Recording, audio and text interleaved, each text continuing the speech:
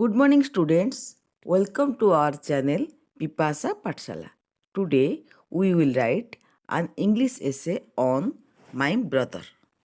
My brother, mo bhai.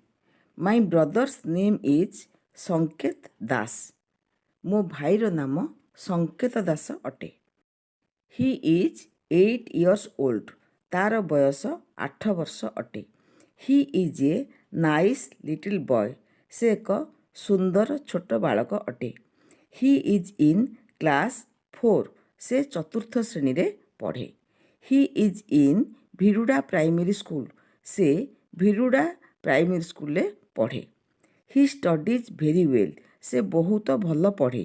Reading stories is his hobby. ଗପ ପଢ଼ିବାରେ ତା'ର ରୁଚି ଥାଏ। I help him in his studies. ତା'ର ପାଠପଢ଼ାରେ ମୁଁ ତାକୁ ସାହାଯ୍ୟ କରିଥାଏ। He obeys my advice. ସେ ମୋର ଉପଦେଶ ମାନିଥାଏ।